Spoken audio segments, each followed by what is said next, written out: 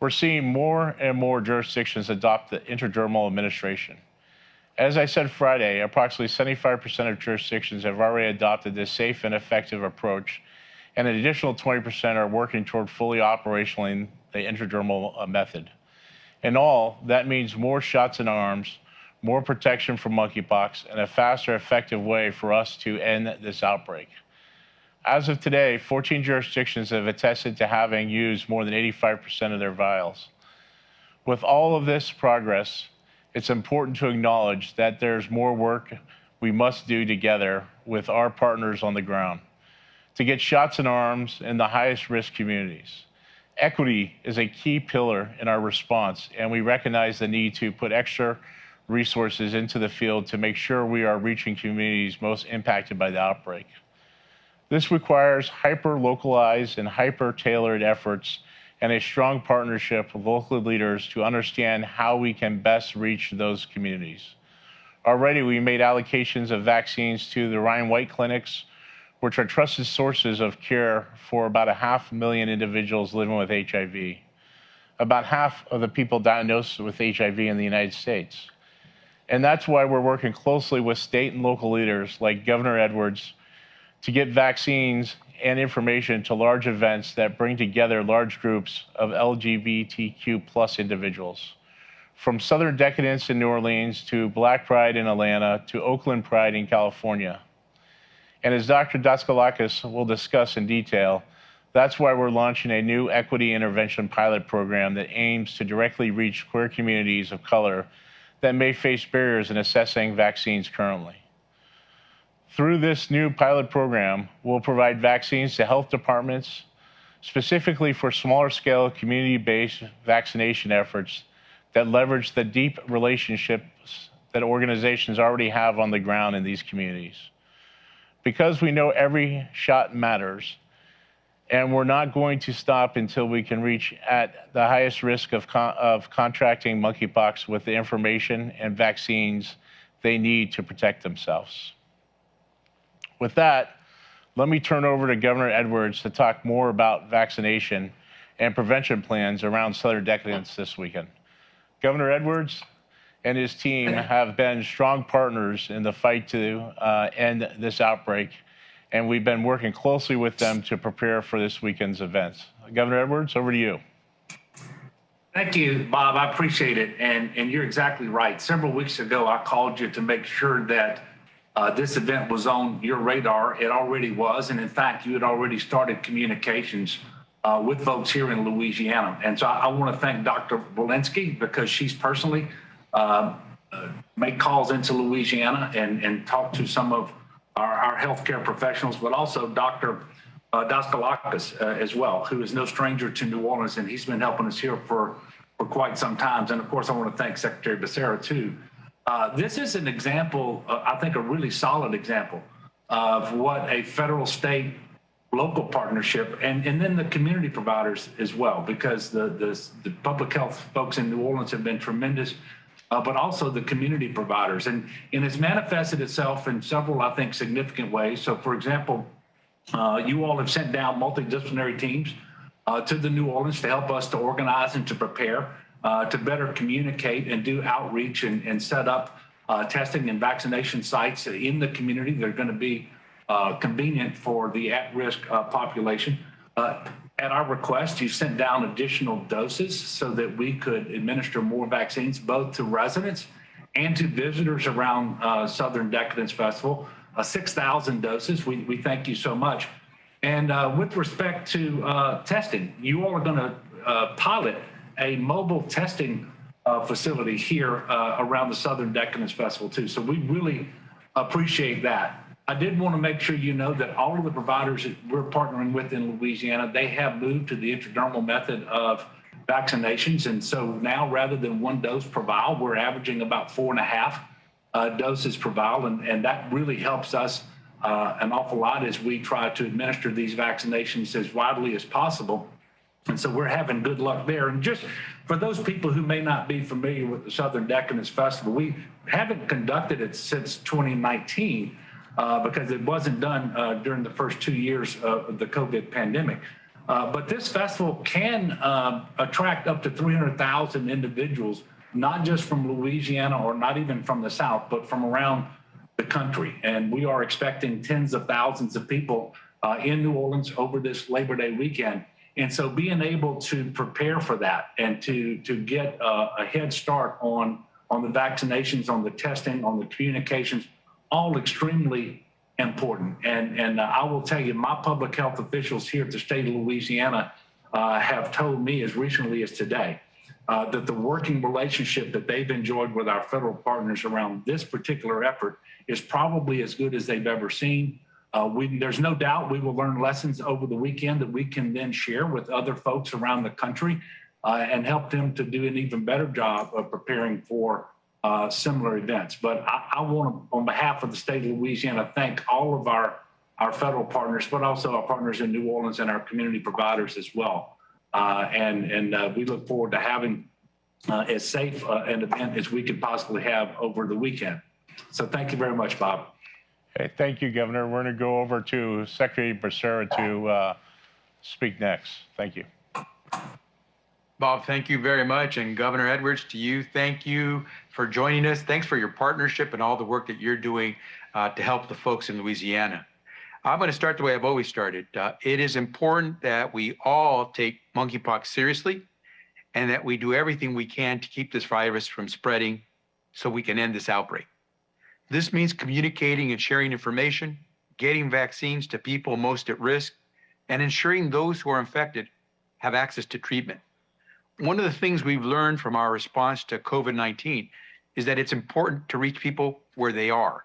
It's not enough to wait for people to show up at a doctor's office or a county health department to schedule a vaccination appointment. We need to set up vaccination clinics where people are. And when we do that, there are better health outcomes for all of us. Our focus every day is making sure that those most at risk for monkeypox have the information and resources they need, vaccines, tests, treatment, to keep themselves and their loved ones safe. As Bob mentioned, our latest effort involves working with state and local governments across the country to set up vaccination clinics at key upcoming festivals. This is work that started a few weeks back when we allocated additional supplies of Jynneos vials to the Pride Festival in Charlotte, North Carolina. At that festival, local public health officials were able to vaccinate 540 people. Today, I'm happy to announce that we will be allocating an additional supply of the Jynneos vaccine vials to the Southern Decadence Festival in New Orleans, Louisiana, and the Black Pride Festival in Atlanta, Georgia, which will allow up to 5,000 vaccinations at each event. We'll also be allocating an additional supply of Jynneos vials to two festivals in Oakland, California, the Pride Festival, which is also this weekend, and Pride Fest on September 11th. This allocation will allow up to 2,400 additional vaccinations. And we're not stopping there. I'm happy to report that we're working with additional jurisdictions to ensure that we're able to set up vaccination clinics at other key festivals. Since the beginning of this outbreak, we've worked to ensure monkeypox vaccines, tests, and treatments are available. We began providing vaccines to states and jurisdictions for free within 2 days of the first confirmed case of monkeypox in the U.S. back in May. In addition, we increased testing capacity from 6,000 specimens per week to up to 80,000 specimens per week. And we made 50,000 patient courses of TPOXX available to jurisdictions. That's the treatment that people can use if they do have monkeypox. Last week, we launched the fourth phase of the National Vaccine Strategy. So far, we've made over 1 million vials of vaccine available to jurisdictions, which is nearly enough to reach the entire population that's most at risk. And finally, we've worked with Bavarian Nordic and Grand River Aseptic Manufacturing in Michigan to establish a second fill and finish line for the Jynneos vaccines in the U.S. Once the facility is up and running, it'll double our capacity to make more Jynneos vaccines. We'll continue to do all we can to stop this virus from spreading. As I said, we all have a role to play, and working together will lead to our collective success. So thank you for everything you're doing. And now let me turn it over to Dr. Dimitri Daskalakis, the Deputy Coordinator for the White House National Monkeypox Response.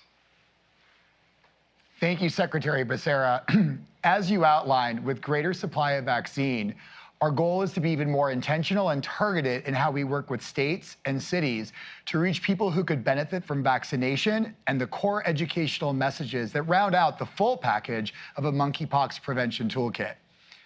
Given the progress we have made toward making the tools available to end this outbreak, our vaccine strategy is to meet people where they seek services, care, or community, especially in communities of color. We know that prides and other large LGBTQI+ focused events can do just that. Our pilot to provide special vaccine supply and educational resources at these large events started with Charlotte Pride, like you said, in North Carolina, with great success. It demonstrates the power of partnership between federal, state, and local government with the community to work toward the end of the monkeypox outbreak.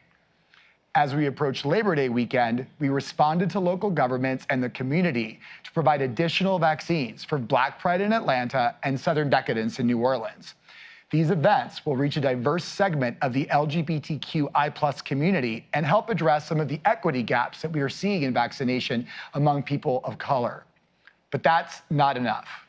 We need to work closely with jurisdictions, advocates, local organizations, and service providers on the ground that really know what may be needed to continuously work together to reach deeper in the community, even when there is no big event in town.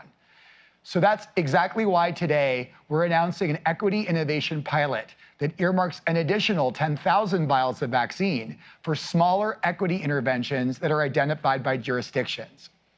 This is an exciting new program that is directly based on our conversations and collaboration with local leaders and groups on the ground about what they may need to reach their communities.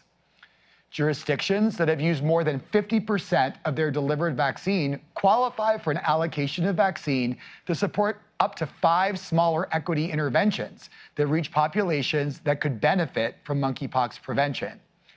So what we mean by an equity intervention is what works in your state, county, or city to reach people who we may not be reaching, especially people of color and members of the LGBTQI+ population. What it means is it can be working with a specific group or venue that reaches the right people for monkeypox prevention. Once these innovative strategies have been reviewed by CDC, vaccines will be supplied to jumpstart these ideas and accelerate reach deeper into communities. We know jurisdictions have already centered equity in their work, but we want to provide additional support to foster even greater innovation in vaccine outreach and education of the communities most at risk. This allows jurisdictions to try out new strategies that will better reach communities of color and others overrepresented in the monkeypox outbreak. So great examples include providing vaccines to clinics and organizations not yet reached by current supply, vaccinating at smaller, high-impact events, and placing vaccine in new places, like pharmacy-associated clinics that might be less stigmatizing places for some to walk in to seek vaccine. So an example that we heard from DC is that using pharmacy-associated clinics actually resulted in significant improvements in vaccination equity. This allows others to explore similar innovation, working with new organizations, reaching new communities, leveraging new venues, and addressing trends in the local epidemiology of monkeypox through innovative strategies will help states and cities to better place vaccine where people are and address some of the stigma and barriers that have slowed access for some.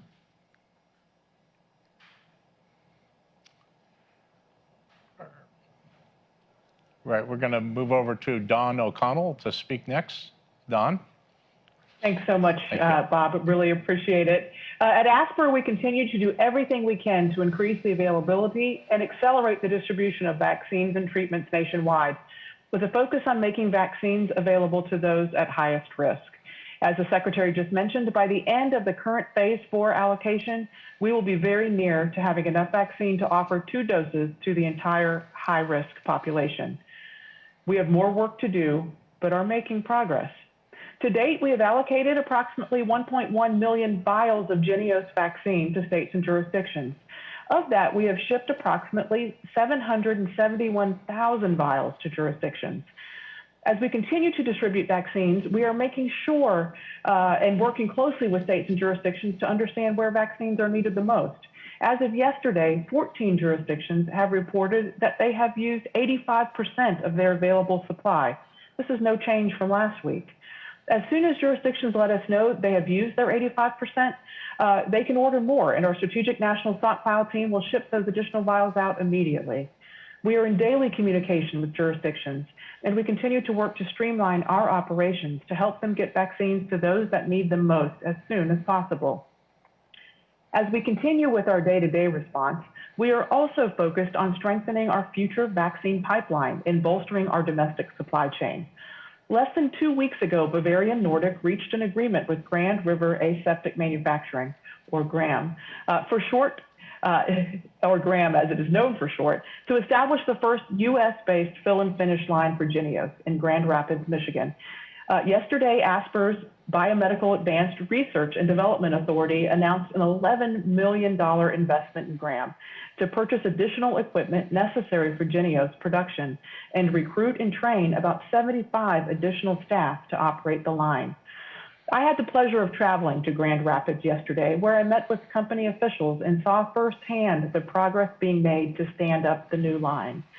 In addition to the financial backing, we are providing technical assistance to the Bavarian Nordic and GRAM teams, making sure they have access to all the necessary materials, facilitating connections where needed, and helping clear any roadblocks or hurdles to getting this capacity online as quickly as possible. We anticipate the Michigan line will be up and running by the end of the year, doubling the current capacity to fill and finish the Jynneos vaccine. Our message to jurisdictions continues to be, if you need vaccines, if you need treatments, or if you need support for your local response, please let us know immediately. And with that, I'll turn it over to you, Kevin. Thank you so much, Don. First question, let's go to Jeannie Bauman at Bloomberg. Hi, thanks so much for taking my question. I was wondering, what you're doing at CDC to sort of collect data on, vaccine administration. I know you said that the intradermal is safe and effective, but, we're going to have some real world evidence. And I didn't know if at some of these big events, you're going to be, collecting that data and have a way to sort of do follow-up to see if there are any reactions or adverse events. Thank you. Yeah, let me have Dr. Jenny McQuiston from CDC answer that question. Hi, thank you.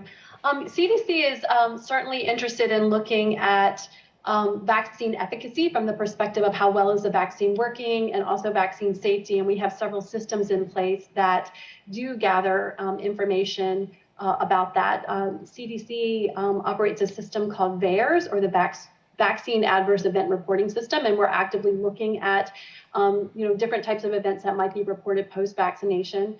And we are actively gathering information from the different jurisdictions and states and cities about which vaccines they're administering, whether it's subcutaneous or intradermal. And we're gathering those data now as we speak. If you look on the CDC website, you're going to start to see a lot of information about vaccine administration. Right now, we have some states on board, and we're actively onboarding the rest. So I think that we'll be up to full state reporting in about a week, but you can start to get information now if you go on the CDC website and look. With respect to the vaccines that are being given out at some of these large venues, I think those systems are going to be in place for people who get vaccinated, whether it's through a special venue or through a normal jurisdictional clinic. So I think those same systems will be capturing data. Thank you. Kevin, we'll take another question. Let's go to Chris Wiggins at The Advocate. Hi, thank you for taking my question. I have two questions. There's a report from the Houston area of a patient with confirmed monkeypox infection who has died. Do you have any information about that case to share? And now that somebody has died in the U.S., does that change the messaging to the public at all? And then looking beyond Southern Decadence, people who attended the events in Charlotte the weekend before last reported not seeing many signs indicating where monkeypox vaccines would be available. And those who did find information had to walk to satellite locations a distance away from the events, making it inconvenient. During a press event at Mecklenburg County, they said that no signage was put out in order to protect people's privacy. And so Virginia also said that they would not be doing on-site vaccination at Virginia's Pride Fest at the end of September. I'm wondering what the administration's message to localities worried about privacy in regard to on-site vaccination is? Thank you. Yeah, let me start with Dr. Jenny McQuiston down at CDC to answer the first question and talk about the second, and then I'll see if Dr. Daskalakis wants to add anything to the second part of the question. So, Dr. McQuiston? Hi, thanks for that. Yeah, CDC has been in touch with Texas and Harris County, and we are aware that they're reporting a death in a patient that did test positive for monkeypox. It's our understanding this patient also had underlying health conditions and had a number of things going on. And I think that additional investigation is needed to know what role monkeypox may or may not have played in their death. So we'll be reporting that out as soon as we have more information. I think it's important to emphasize that deaths due to monkeypox, while possible, remain very rare. In most cases, people are experiencing infection that resolves over time, and there have been very few deaths even reported globally. Out of over 40,000 cases around the world, only a handful of fatalities have been reported. It's serious, and our hearts certainly go out to this family who have lost a loved one. And while we are doing further investigations to find out what role monkeypox may have played, it's important to focus that we have mitigation measures in place to prevent monkeypox. Get vaccinated. If you're sick, go to a doctor, get tested. And if you have severe illness, there are treatments that are available. And then I think if you want me to talk a little bit about sort of the Charlotte event, I'll start and then I'll pass it on to Dr. Daskalakis.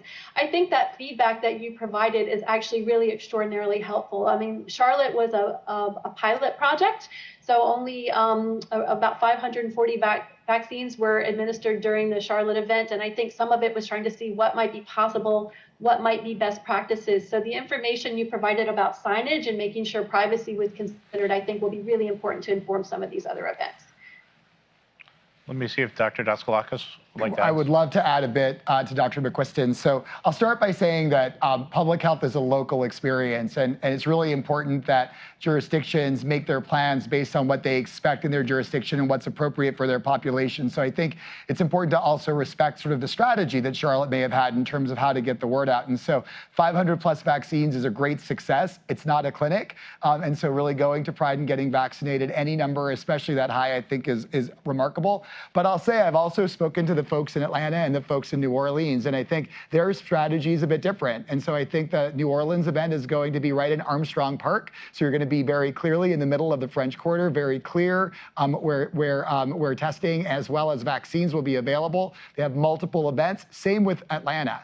They've promoted already through the networks of Black Gay Pride, and they're actually building on some great success in Atlanta. Fulton County just put out data that actually almost 70% of their vaccines so far in their vaccination effort have actually been given to people who are Black and brown. So I think that this is going to be another great experience where the local public health officials work with their community to identify what's the best way to get the word out at these big events. So I think it'll be really exciting to see how it plays out in different venues. Thank you.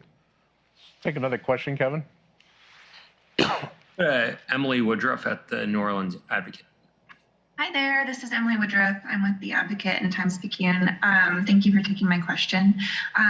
So I'm wondering if you can tell me about the decision to send vaccines to New Orleans for the event rather than in advance. I know our state officials advocated for more vaccines, as far back as July. And so most people here won't probably have even had their second shot by the time the event happens this weekend.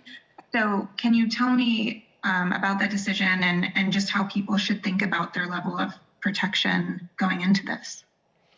Yeah, well, let me start with Dr. Daskalakis to talk about the different Pride events and also the pilot that we've talked about and the importance of reaching out to people to use them to vaccinate those with at risk to monkeypox. Great, I'll start and I'll make sure Dr. McQuiston doesn't have anything else to add, so I'll hand the baton to her after.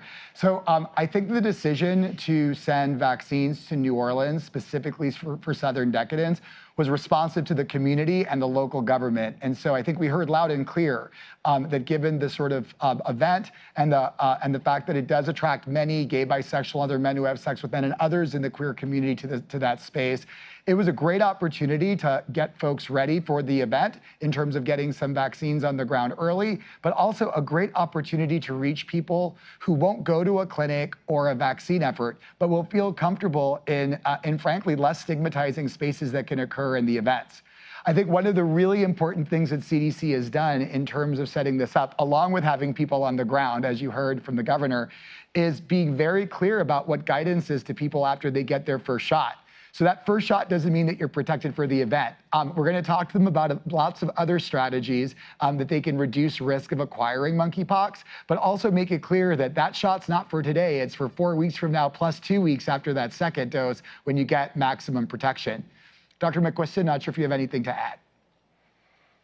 I think the only thing I would add is, yes, we certainly had a request from Louisiana with asking for large amounts of vaccine, some time ago. But I think it was actually the interagency decision to move to intradermal dosing that freed up enough doses that we could begin to plan a much larger strategy and knew that we had enough to provide. And so I think that that is one of the reasons why perhaps the vaccine is coming out now for Louisiana rather than in July. So I just wanted to flag that.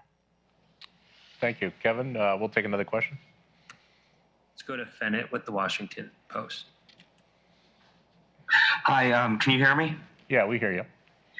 Dimitri, can you expand more on how this equity-focused vaccine distribution is going to work? You mentioned how it would apply for up to five interventions. What kind of interventions are we talking about here?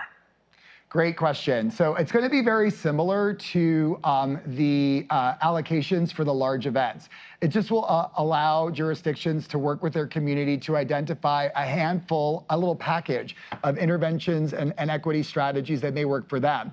So I gave some examples. It can be really in the eye of the beholder. Again, what happens on the jurisdiction level really involves that important community engagement and figuring out what will work in their space. So it means letting the CDC know what that plan is, having them review it, and then providing an allocation to address what the vision is. So there's lots of examples. So it can be working in specific venues, specific communities. For instance, like thinking about like the house and ballroom community is one example, is like one strategy that could be great. It attracts a lot of younger folk who are Black and brown. So it could be a great strategy to sort of connect with that community.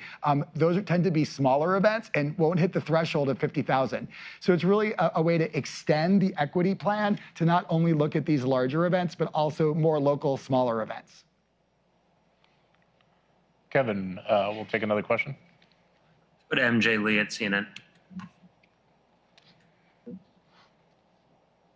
Hi, thank you for taking my question. I had two. The first is on funding. I was wondering if you could give us an estimate on how much funding the administration estimates that it needs to do everything that it needs to do to try to contain monkeypox, and whether there is going to be an official request that is made to Congress. And whether that's also just sort of complicated by the outstanding request for COVID funding. And then I had a follow-up on Southern decadence, and particularly I'm interested in hearing from the governor.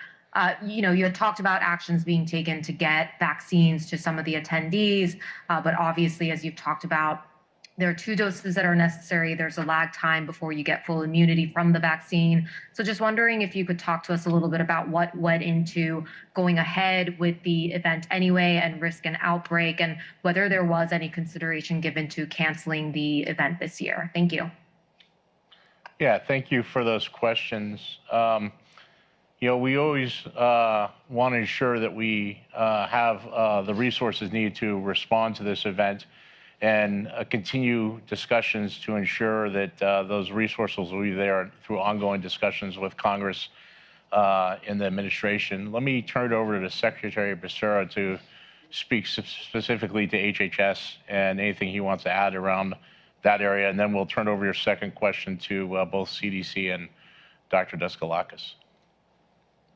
Thanks, Bob, and may I ask ASPR Administrator Don O'Connell to add a little bit as well. But what I'll tell you is that we continue to try to stay apace, stay ahead of what is needed in the various jurisdictions so we can make sure the distribution works for them in partnership.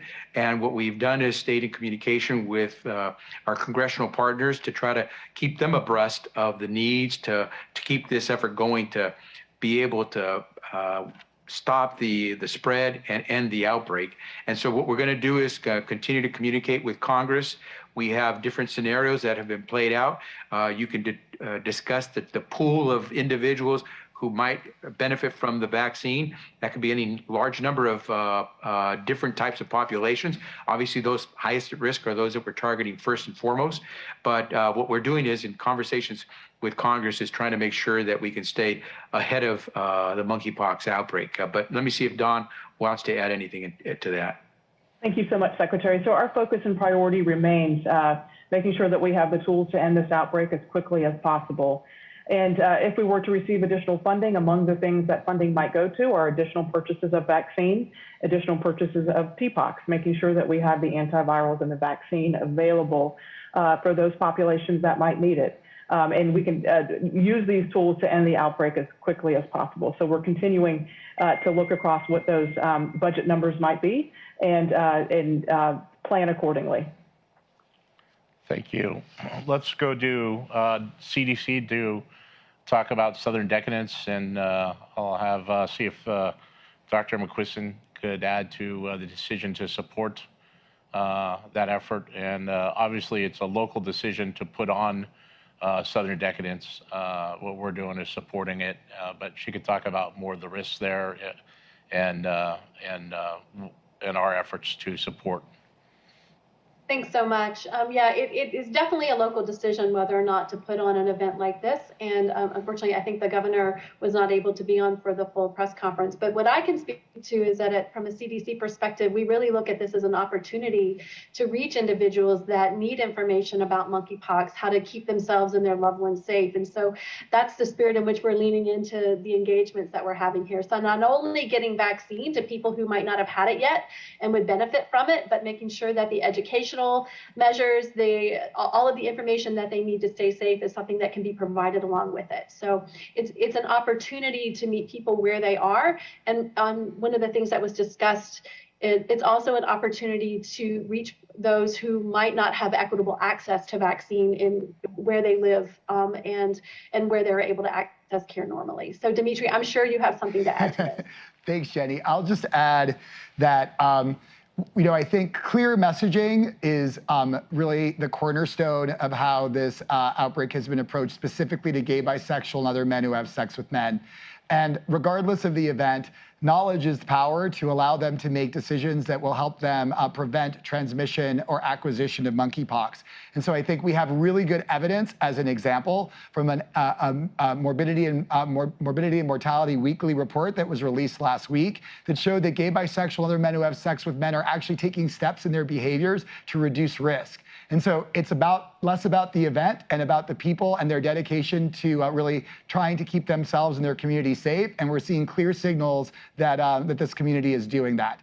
Plus, with vaccine availability, this is a fabulous opportunity for individuals to get their first dose. So all in all, I think that the decision is local, but at the end of the day, I think that the community, is speaking with their feet, asking for a vaccine, as well as with their actions, reducing some of the behaviors that could lead to acquisition of monkeypox.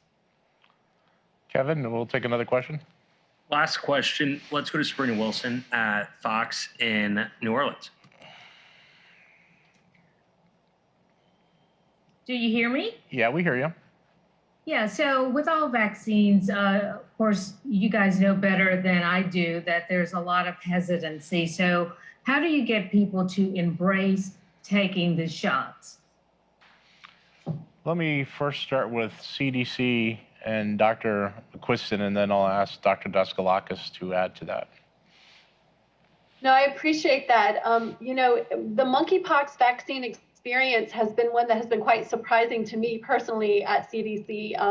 There has been no shortage of individuals lining up wanting vaccine from the very first moment that monkeypox was reported here in the United States. It's been keeping up with that demand that I think has been the challenge. So we've not really seen a lot of vaccine hesitancy. I think as more vaccine gets in arms and people become protected, we'll be able to focus in on maybe who is elected to not get vaccinated and what information can we provide to them that might help change their minds. And so I'm sure Dimitri has some ideas on this as well. I mean, I think you covered it great, Jenny, but I'll say that, really looking at what we are seeing in terms of vaccine administration, I want to raise up that Fulton County finding where really taking steps to address equity means that their story is a lot different than other parts of the country. So like I said, they actually just put out data that almost 69% of their vaccines that have been given so far are in people of color. And it just shows that, that really the way that you build confidence is by really making vaccine accessible and making sure that we elevate voices of people who are getting vaccine and speak to the community. So I think that really our next chapter here is not about vaccine hesitance, but about vaccine confidence and making sure that we build in systems that really improve equity and make sure vaccines are getting not only in arms, but in arms of people who really need it. With that, I want to thank you for joining us today, and especially thank Governor Edwards for joining us today. And all the questions as we work together through federal, state, and local government to ensure that we vaccinate those at highest risk. And today's briefed equity events will allow us to do that. So thank you. Have a good day.